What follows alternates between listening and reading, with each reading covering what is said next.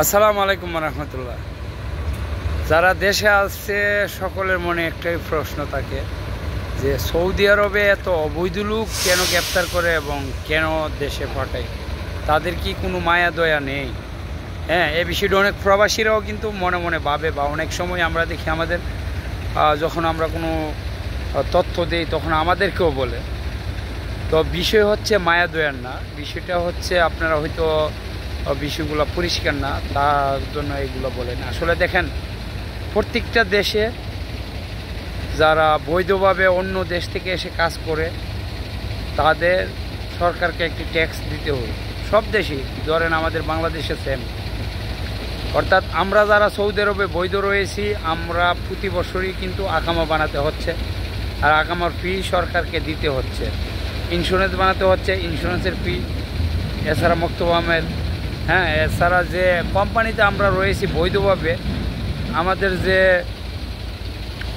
যতজন কর্মী আমরা কাজ করি না কেন, তাদের কিন্তু ওই কোম্পানিগুলো আমাদের যে কি ট্যাক্সের টাকা সেটা কিন্তু তারা দিচ্ছে, করতেছে, সরকারকে দিচ্ছে।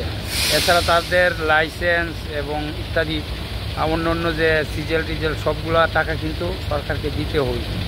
অর্থাৎ একজন বৈধ কর্মী সৌদি আরবে থাকলে কিন্তু সরকারের লাভ, বা কোম্পানিতে থাকলে কোম্পানির দ্বারাও কিন্তু সরকার ট্যাক্স পাচ্ছে, আকামার টাকা পাচ্ছে, সব কিছু পাচ্ছে। আর একজন অবৈধ লোকের ক্ষেত্রে কিন্তু কোনো কিছুই সৌদি সরকার বলেন বা কোনো দেশে, যে দেশে অবৈধ লোক আসে না কেন, তারা কিন্তু সরকারের ট্যাক্স পাচ্ছে না, কোনো সরকারের কোনো লাভ হচ্ছে না, বরং তারা কাজ করে যে টাকাগুলা রেমিটেন্সগুলো অন্য অন্য দেশে পাঠাচ্ছে, সেটা কিন্তু সরকারের লস হচ্ছে। অর্থাৎ আপনারা বুঝতে পারতেছেন সৌদি আরবে কেন সৌদি পুলিশ অবৈধ লোকদেরকে গ্রেপ্তার করে। তার সর্বপ্রথম কারণ হচ্ছে এটা। দ্বিতীয় কারণ হচ্ছে সৌদি আরবে যারা অবৈধ আছে, যদি কোনো ধরনের কোনো ক্রাইম করে কিংবা কোনো ধরনের কোনো দুর্নীতির সাথে জড়ায় যায় কিংবা যে কোনো ধরনের অসামাজিক কার্যকলাপ করে, সেক্ষেত্রে কিন্তু সরকার তাকে ধরা বা তাকে ফাইন্ড আউট করাটা অনেকটা সময় লেগে যায়। যার জন্য অবৈধ লোক সৌদি আরব থেকে তারা ধরে দেশে পাঠিয়ে দিচ্ছে। শুধু যে প্রবাসী বাংলাদেশি তা না, কিন্তু বিশেষ করে ইয়ামানি বলেন, প্রবাসী বাংলাদেশি, ইন্ডিয়ান, পাকিস্তান, সকল দেশের প্রবাসী যারা অবৈধ আছে তাদেরকে সৌদি সরকার কিন্তু গ্রেপ্তার করে বা সৌদি পুলিশ গ্রেপ্তার করে জেলে পাঠায়। ওইখান থেকে 1 সপ্তাহ, 10 দিন বা 15 দিনের ভিতরে কিন্তু তাদেরকে দেশে পাঠিয়ে দিই। অর্থাৎ সৌদি আরবে অনেকেই এই প্রশ্নটা করে যে সৌদি আরব আল্লাহর পবিত্র জায়গা, সৌদি আরব একটি পবিত্র স্থান, এখানে কেন অবৈধ লোকদেরকে ধরে এভাবে জেলে নিয়ে যায় বা পুলিশে মারধর করে? হ্যাঁ, এই যে তথ্যগুলো আপনারা পান না, আসলে এগুলো সঠিক তথ্য আমি আপনাদেরকে দিচ্ছি। এটা হচ্ছে সঠিক তথ্য কেন প্রবাসীদেরকে দেশে পাঠিয়ে দিই।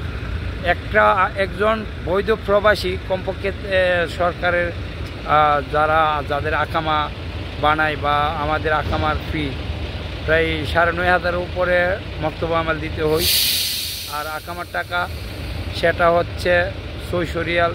এছাড়া ইন্স্যুরেন্স প্রায় 11,000 রিয়াল, বর্তমানে বাংলাদেশে প্রায় 3 লক্ষ টাকার উপরে। প্রতি বছর আমাদের সরকারকে 3 লক্ষ টাকার উপরে দিয়ে আমরা সৌদি আরবে থাকতে হই। এখানে বুঝেন, যদি একজন অবৈধ লোক 5 বছর থাকে তাহলে 3 5 15 লক্ষ টাকা কিন্তু সরকার রেমিটেন্স পাচ্ছে, সরকার ট্যাক্স পাচ্ছে না সৌদি সরকার। অর্থাৎ 5 বছরে যে টাকা, বাংলা টাকার হিসাব করতেছি, আর যদি একামা সৌদি রিয়ালের হিসাব করি তাহলে 5 বছরে প্রায় 50,000 রিয়াল, যেটি সৌদি সরকার ট্যাক্স পাচ্ছে না। এজন্য আসলে তারা তৎপর থাকে সবসময় যারা অবৈধ তাদেরকে দেশে পাঠিয়ে দেওয়ার জন্য, এবং যাদের আকামা নাই বা আকামা এক্সপায়ার হয়ে গেছে তাদেরকে বৈধ করার কিন্তু সরকারের সুযোগ দিয়েছে, তাদেরও কিন্তু কোনো দোষ নাই। এখন দেখেন, আমরা যারা প্রবাসে সৌদি আরবে আসি, এত অবৈধ লোক যদি আমাদের বাংলাদেশে থাকতো তাহলে কিন্তু একজন বাংলাদেশি নাগরিক হিসাবে কখনো আমরা সাপোর্ট করতাম না, আমি আপনি কেউই করতাম না। অথচ সৌদি আরবে দেখেন অবৈধ লোক যারা আছে, অবৈধ লোক কাজ করতেছে, অথচ সৌদি নাগরিকরা শব্দ পর্যন্ত করে না। অথচ তাদেরকে মানবিক দিক থেকে তাদেরকে অনেক আদর করে বা বিভিন্ন সময় সহযোগিতা করে থাকে। সৌদি নাগরিকরা কিন্তু এই বিষয় নিয়ে কখনো কোনো মাথা ঘামায় না বা কাউকে কোনো প্রশ্ন করে না, কোনো মিডিয়াতে কিংবা কোনো সোশ্যাল মিডিয়াতে কোনো কিছুতে আমরা দেখি না। শুধু তাদের যে মানবিকতা ওইটা দেখে আমি মনে করি সৌদি আরবের নাগরিক এবং সৌদিরা অনেক ভালো। ধন্যবাদ সবাইকে।